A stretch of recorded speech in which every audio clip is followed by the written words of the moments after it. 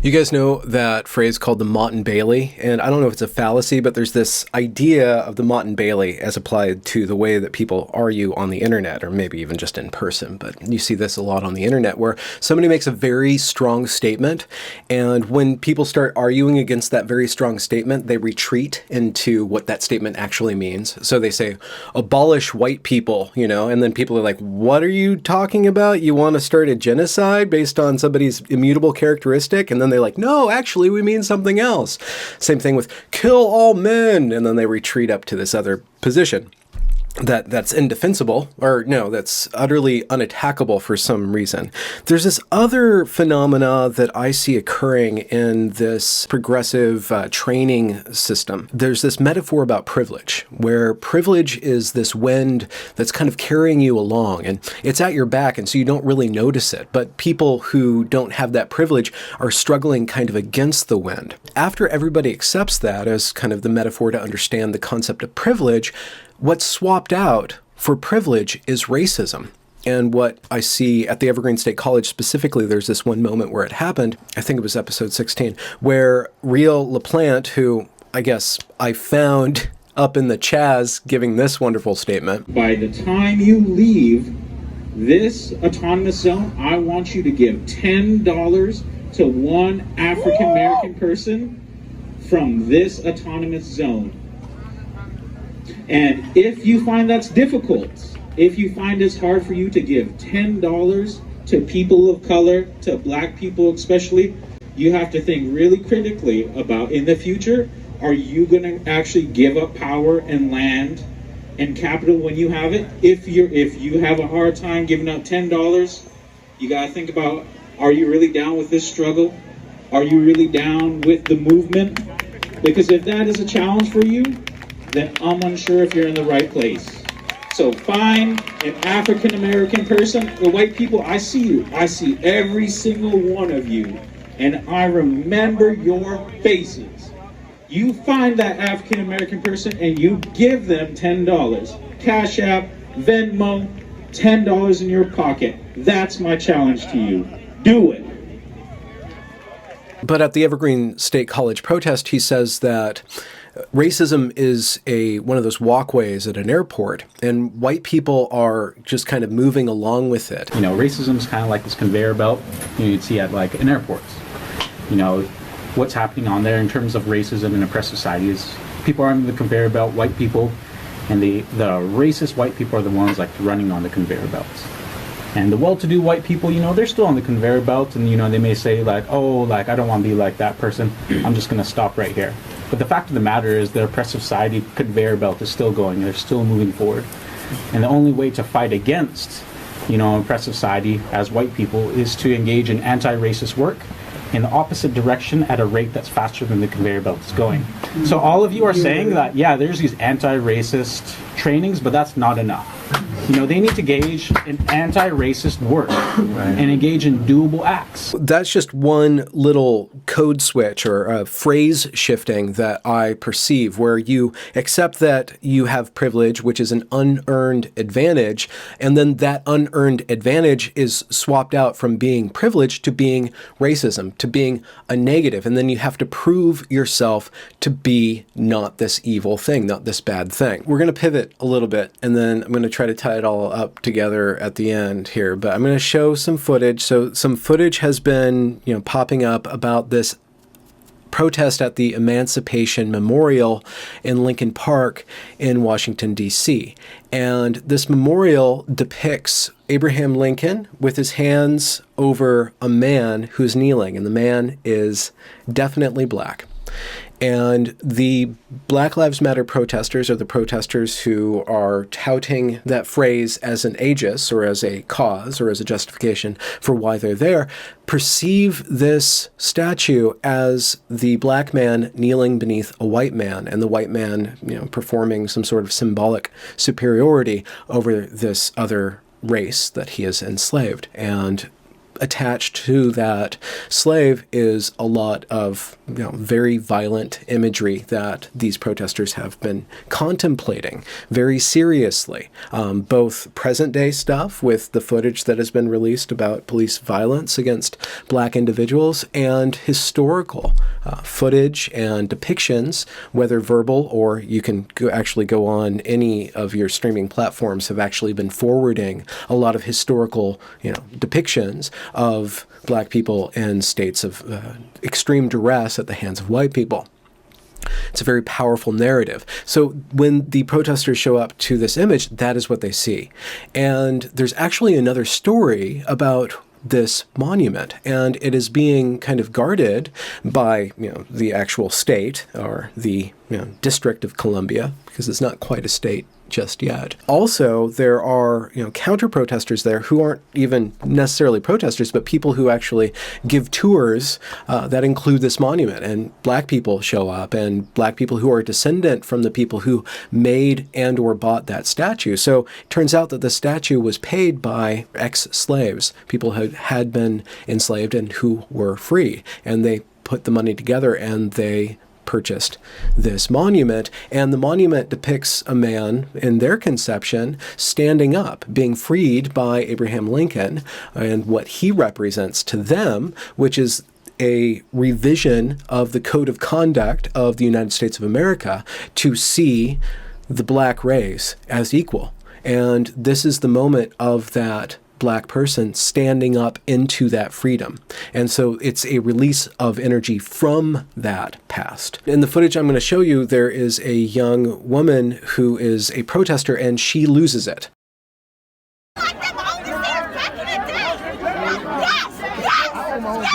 What you got?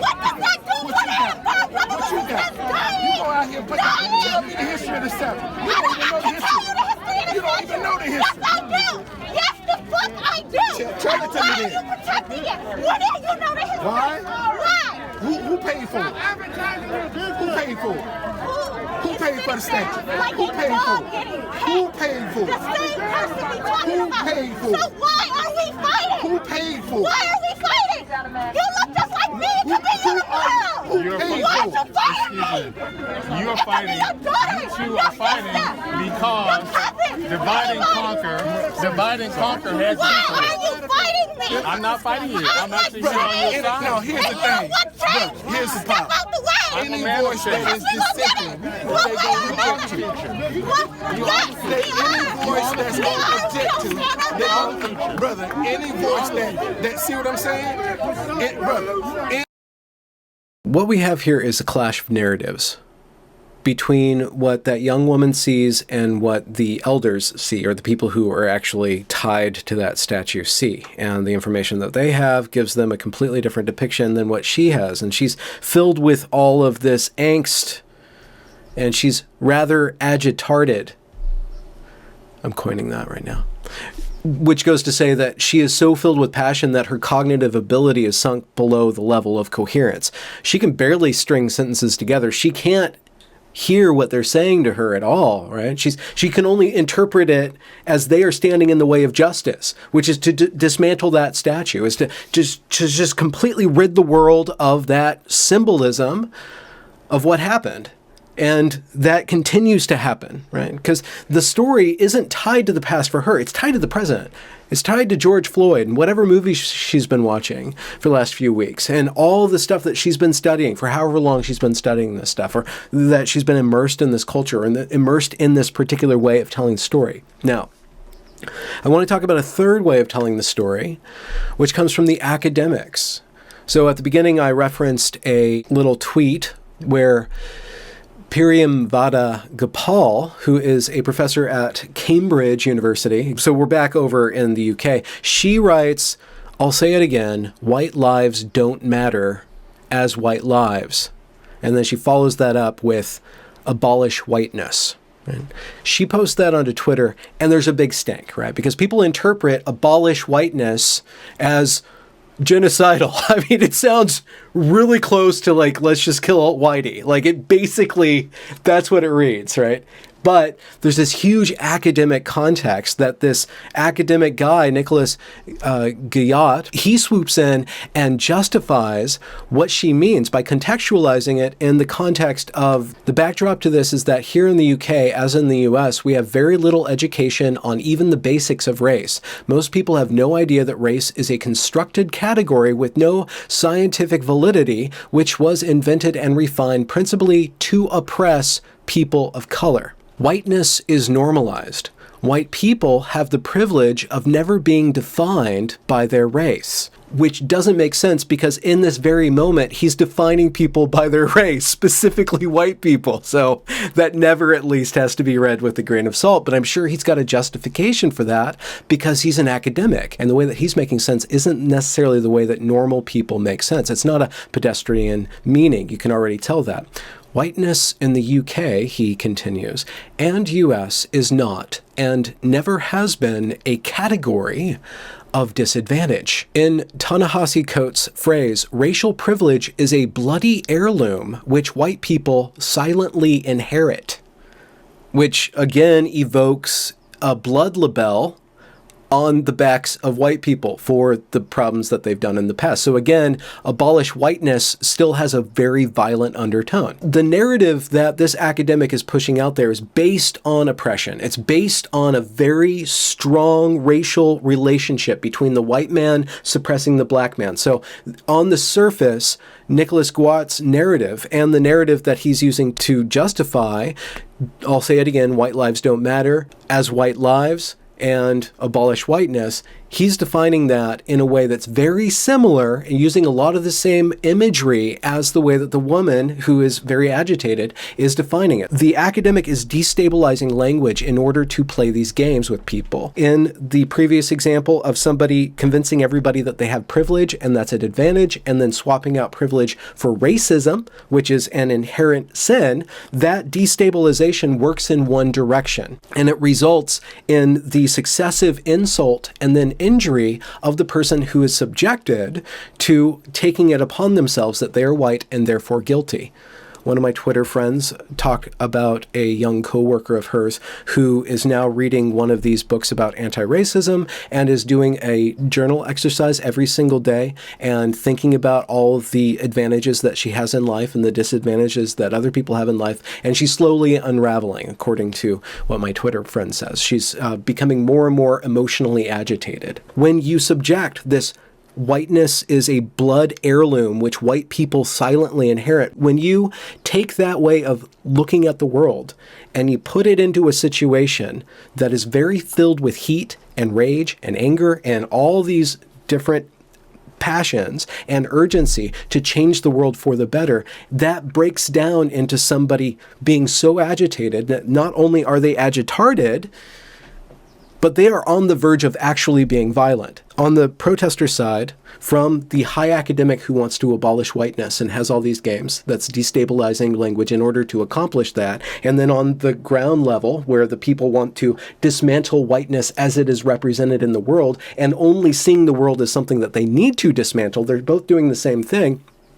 Off to the side are these other individuals who are calmly trying to speak to the woman. So I want to shift our view from that agitated woman to the two black gentlemen who are defending that monument and defending the story that's tied to that monument and making it make sense in a completely different way. And I want to propose that the way that they have made sense of their history does not diminish, demean, or subtract that history. It doesn't abolish that history. It does not abolish slavery. What they have done is not abolish slavery. They have fully inherited it and made it a part of themselves and turned it into something that they can stand on and see the world through in a way that it seems to me in just these brief clips is restrained, is measured, and wants to stand on a firm foundation of inheritance of this successive renovation of this historical project that they are taking part in. I think that they're standing for the future, just like that slave is. They're still aimed towards the future as the progressive is aimed towards the future, but their version of the past is different than the progressive as we see it when it takes upon itself, when the progressive takes upon themselves that mantle of dismantlement. right? So I don't know if there's a version of the Progressive Project that's actually trying to reinterpret things positively, but wherever you find the rhetoric of dismantlement in the rafters, you will find cracks in the floors of that structure, of what that structure wants to do. I think it's really important to focus on the people who are standing up and to find people who want to stand up and stand up for the good, or stand up for the making good on the past and not the making bad of it. And the making of it a symbol of a brighter unity of people all releasing themselves from various different sorts of bondage, historical and present, mental and physical. Economic. I don't know about economics, but I guess I threw that in there. What's something we can get out of there? And empathetic, right? Economic and empathetic in the way that they feel towards other people. So that woman who's breaking down, she's not malevolent at all. She has a completely unhinged goodness going on in her. Just as I would argue the academic is painting themselves into this corner of dismantling and dismantling and dismantling. And if you really go up there and you follow down all the way to the extreme, what this dismantling academic rhetoric is doing, it does really want to destroy everything and send everything into a very unstable place so that it can be reformed in their image, whatever that image might be. But if you want a clue into what the image is, you look at their character. You look directly at their character, and you look at the people that they defend, and you look at the people or how they attack the people who attack them in return for saying things on the internet, such as abolish whiteness, and expecting that people aren't going to get necessarily that upset, or using their upsetness to prove your point for you. That you're so high and mighty above it that you can just slander people, insult them. That's what it's doing. It's like progressive insulting, right? With these diversity workshops. Okay, you're privileged. That means you're special. Wait, no, you're not special. You're actually a racist. Like, that's so insulting. And where does it go? Where does that insult lead? It normalizes receiving an insult. So you're just supposed to sit there and take it. And anything you do, they think, besides getting violent, which they don't think you'll do, right? Or getting rude. I mean, there's other avenues to get around that. And I think laughter and wit are one of the ways to get around that. You can completely recover the conversation from going to this completely unhinged state, this completely destabilized state where everything has to be resolved through force. You can prevent that by stopping them in their tracks, because that's what they're reducing everything into. By continuing on this road of dismantlement, they're increasing chaos in the world, which will need to meet a floor, an absolute floor. And you can avert that floor from being physical by bringing it back into the intellectual. And caring is one way to do that. One problem with this ideology is that it operates on care. It inflames everybody's empathy so much that it's hard to speak to that side of them.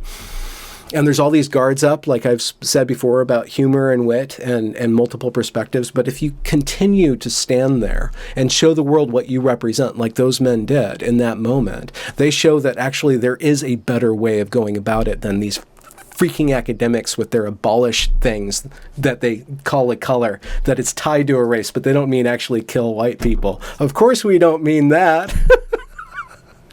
Motte and Bailey. So many language games. So just beware of those things. Call them out and find better tools, because they're actually, in the end, they're very stupid tools. I mean, I'm not a PhD here. I'm a guy with a BA from Evergreen State College of all places, right? And I'm just a blabber on the internet, and I can untangle them and find other ways of doing it. You don't have to be a super head honcho up there to do that. You just be normal and draw upon your wisdom and draw upon your life and really trust your intuitions when things are getting destable. Pull them back into place. People will appreciate that. And even if in the moment you lose to that power play, I think in history, let's say, in people's minds, that will be the stable image that they will want to emulate, because the end game of this unstable image is not something that they're going to want to follow all the way through. Most people do not want to go along this road, and they will see where it leads. And in that process, kind of try to resurrect or recenter the conversation around something that has to do with treating people fairly and really being aware of our history, in a positive, uplifting manner, making good on all the bad. and building, building, building, building, building. This is Benjamin Boyce. I'll talk to you later. Good night. They now protesting about something they know the absolute not history of. I mean, really. They don't even know the history. They don't even, so most of them don't even haven't done any Black history of Washington, D.C. But they are offended. They are offended. You're very welcome. What's going on?